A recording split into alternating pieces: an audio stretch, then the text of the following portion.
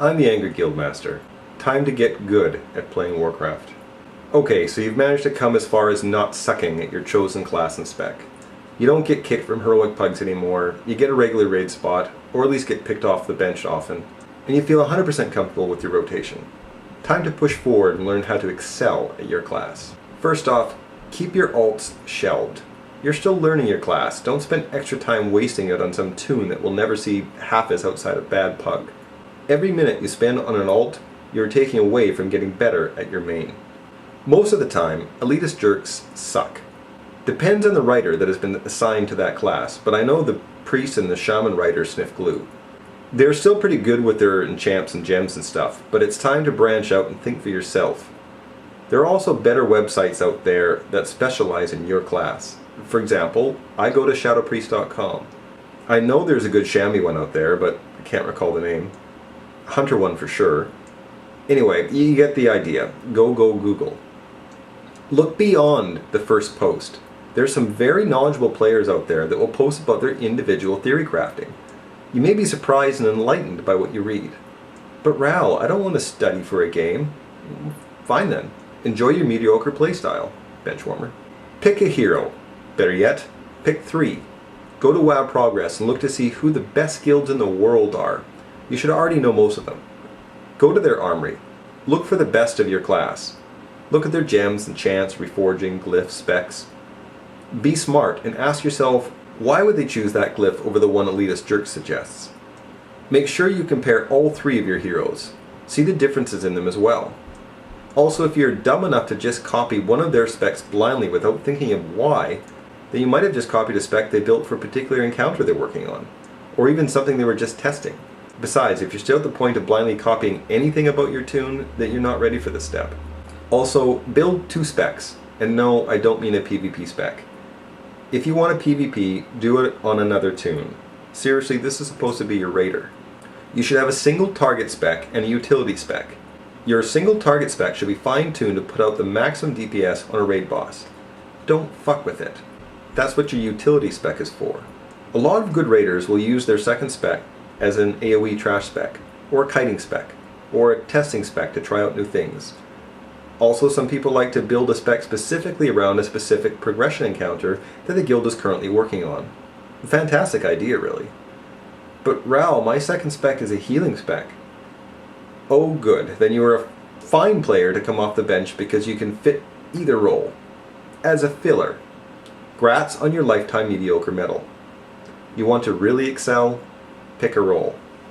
Bring enough flasks, pots, buff food for other people as well. Yes, they should bring their own, but it's a simple buff that you can give to the average DPSer that they don't have to think about. And that extra DPS they put out before they die may help you down the boss. Okay, rotation talk time. By now you should not have to think about it, so you should throw away those crutches. If you watch dots, you should already have a feel for when they're about to drop off, without looking.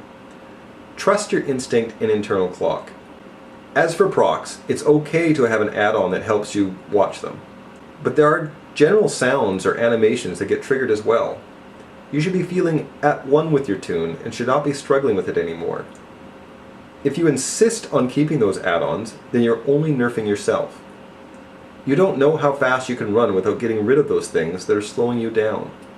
World of Logs is an amazing tool. You have your heroes, right? Go to those guilds' parses. Study your heroes. My favorite tool in the World of Logs is the expression editor. You can custom make database inquiries to really look at how your hero plays. It's a lot easier than it sounds. For example, I use this command to see what my heroine casts and when. Of course, replace Zenifix with your hero. The result gives a timeline on what she casts and when and at what. This not only helps you see what the rotation is, but also how they react to different things in a fight, and how they utilize all of their abilities. I can't tell you how much this has helped me learn specific fights. For example, once upon a time, Shadow Priest's AoE sucked. It doesn't anymore, but it did used to at the beginning of Cataclysm. So I looked at Paragon's parses of Shogal and see how Zenifix handled the adds. Ah, she doesn't mind seer, she dots them all. Let me try that. Put all of your abilities on your bar somewhere.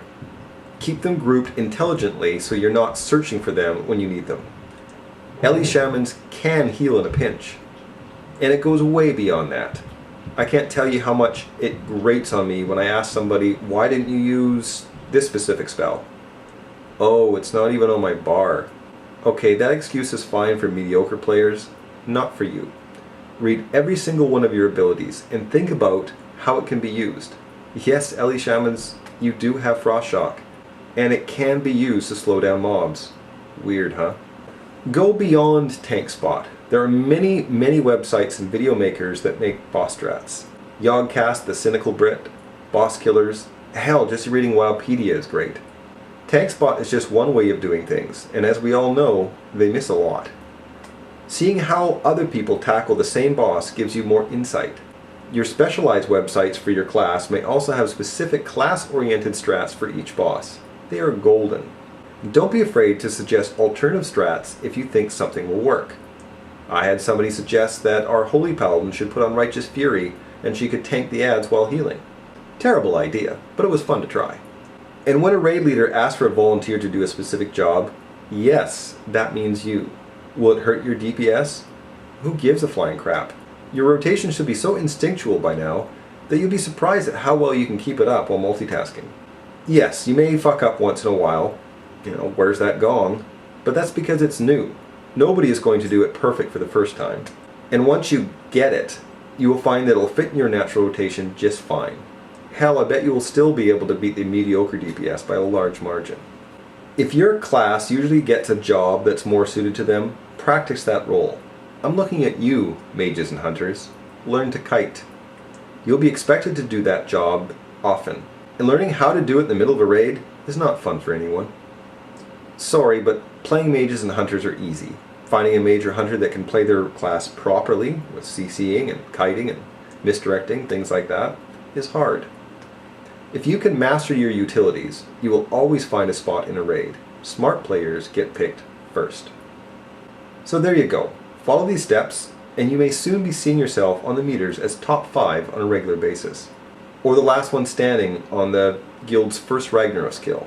Hell, you may even get to say, shut up, Ral. I pwned you on the DPS meters that fight. Maybe you should watch my videos. Noob. I'm the Angry Guildmaster. Go kick some ass.